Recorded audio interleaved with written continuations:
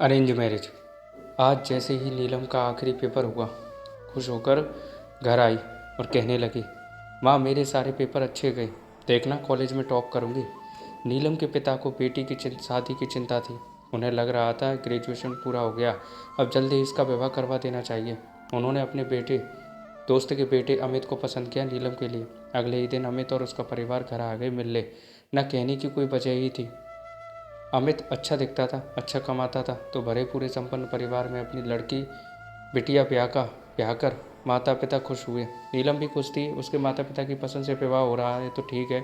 उसने विवाह के उपरांत अमित को ही अपनी दुनिया बना लिया। उसके लिए सस्ती सवरती, पर कभी कभी अमित बहुत आक्रामक हो जाया करता था।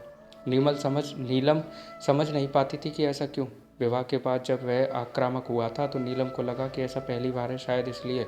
लेकिन जब वह उसकी आदत बनती जा रही थी तो नीलम की मर्जी के बिना उसके शरीर को नोचना ये रोज का कार्यक्रम बन चुका था। नीलम जो खुशियों से सपने लेकर आई थी, उसे हैवानियत के अलावा कुछ न मिलता। जब भी कोशिश करती, प्रेम से बात हो, सहजता से सब कुछ हो, पर वैसा कुछ नहीं था। नीलम ने तंग आकर फैसला लिया तलाक का, पर घर वालों, रिश्तेदारों, और ससुराल वालों के डर से किसी से कह ना सकी। फिर उसने अपनी दोस्त मीरा को बताया कि यह सब अब सहन नहीं होता।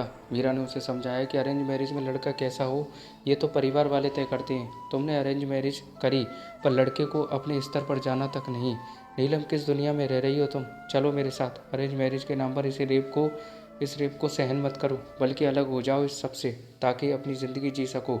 तुम्हें भी प्यार करने का हक है, तुम्हें भी अपनी ज़िंदगी में खुश रहने का हक है। तुम्हें हक है कि तुम ना बोल सको। नीलम, ज़िंदगी बहुत खूबसूरत है, हो सकता है आगे तुम्हें कोई और मिले जो तुम्हारा सच्चा हमसफ़र हो।